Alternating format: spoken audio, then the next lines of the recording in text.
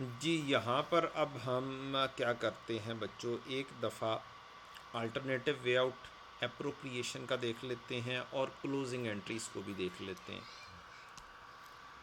कि closing entries क्या होती हैं। अल्टरनेटिवली आप जो प्रॉफिट एंड लॉस बनाएंगे, इस प्रॉफिट एंड लॉस में ऑनर्स का कोई ख़र्चा नहीं आना चाहिए। मसलन ऑनर के घर के बिल वगैरह अगर पे हो जाए तो वो जनरली ड्राइंग होती है। अगर गलती से यहाँ पर लिखे गए हैं तो यहाँ पर आपने विदाउट दैट लेकर आने होते हैं, एक बात याद रखिएगा। अच्छा, अब जो मैंने अप्रोप्रिएशन की है वो मैंने अलहदा से अकाउंट में जाके की है और इसका अल्टीमेटली रिज़ल्ट हमेशा ने लाएगा। ये आप अप्रोप्रिएशन यहाँ पर भी कर सकते हैं कि आप कर दें ट्रांसफ़र टू रिटेन्ड अर्निंग, यहीं से ही 500 आपने ट्रांसफ़र कर दिया तो अब ये वाला बैलेंस क्या हो गया, नील हो गया। ये एक अल्टरनेटिव वे आउट हो सकता है अप्रोप्रिएशन का कि आप यहाँ पर लिखें प्रॉफिट और यहाँ पर लिख दें एट्रीब्यूटेबल टू, ऐसे भी लिख सकते हैं कि एक साइड पर ये और दूसरी साइड पर आप ये कर दें कि ये हमने सारे का सारा बांट दिया किसको, ऑनर को। रिटेन्ड अर्निंग ना लिखें, attributable to number 1 owner, number 2 owner, इस तरीके से भी किया जा सकता है। और इसका भी टोटल लगा देंगे, ये 500 कमाया था और ये हमने बांट दिया मिस्टर ए में, मिस्टर बी में, जितने भी बंदे हों उसमें, और उसका टोटल भी 500 आ गया। इस तरीके से भी अप्रोप्रिएशन की जा सकती है।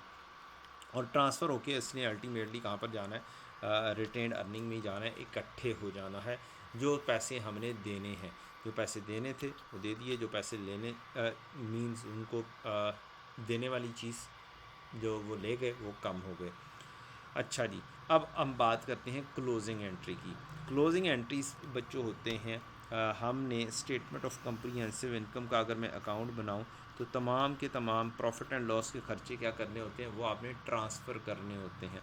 तो पहली सेल्स जो है, सेल्स का ख़र्चा ट्रांसफ़र करेंगे तो सेल्स की नेचर होती है क्रेडिट, इसको कर देंगे, सेल्स को डेबिट कर देंगे और स्टेटमेंट ऑफ कम्प्रीहेंसिव इनकम को क्रेडिट कर देंगे। तो ये हमारी एंट्री बन जाएगी sales debit statement of comprehensive income credit. अगली चीज़, जो आपके खर्चे होते हैं कॉस्ट ऑफ सेल्स, इसकी नेचर डेबिट होती है तो कॉस्ट ऑफ सेल्स को क्रेडिट कर देते हैं और स्टेटमेंट ऑफ कम्प्रीहेंसिव इनकम को डेबिट कर देते हैं 750 से।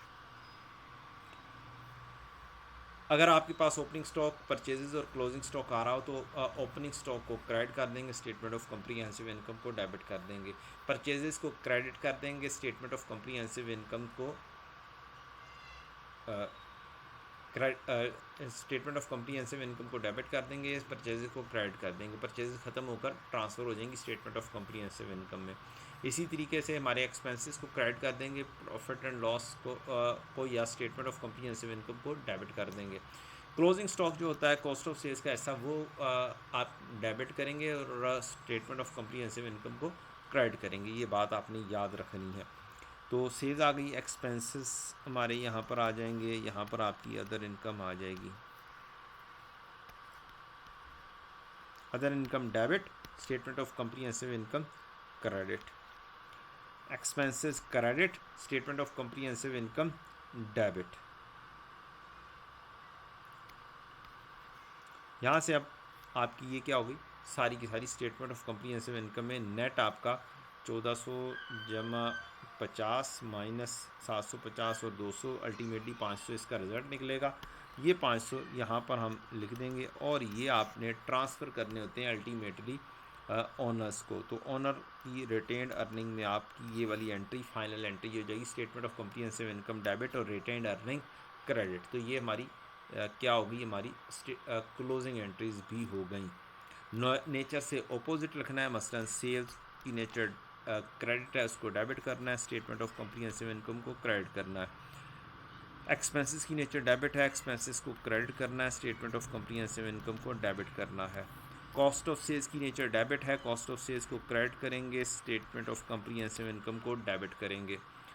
अदर इनकम की नेचर क्रेडिट है, अदर इनकम को आप डेबिट करेंगे और स्टेटमेंट ऑफ कम्प्रीहेंसिव इनकम को क्रेडिट कर देंगे।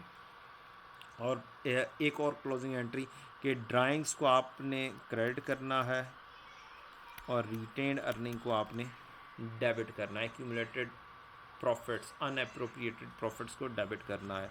और एक final statement of comprehensive income, अगर प्रॉफिट हो तो statement of comprehensive income debit और रिटेन्ड अर्निंग क्रेडिट। ये तो रिटेन्ड अर्निंग में ट्रांसफ़र होने की ये दो एंट्रीज़ हो जाएंगी, एक ड्राइंग शिफ्ट हो रही होती है और एक का स्टेटमेंट ऑफ कम्प्रीहेंसिव इनकम से अप्रोप्रिएटेड बैलेंस शिफ्ट हो रहा होता है। तो रिटेन्ड अर्निंग का अकाउंट फिर ये प्रॉफिट की वजह से क्रेडिट हो जाता है और ड्राइंग की वजह से क्या हो जाता है, डेबिट हो जाता है। तो these are the logics behind all the closing entries and behind the retained earning ledger, behind your, इसको हम करंट अकाउंट भी बोल लेते हैं कि हमने पेमेंट करनी है। तो ये एक छोटी छोटी सी बातें हैं जो हमने याद रखनी है। ये हो गए हमारे सोल प्रोप्राइटर से रिलेटेड तमाम की तमाम बातें।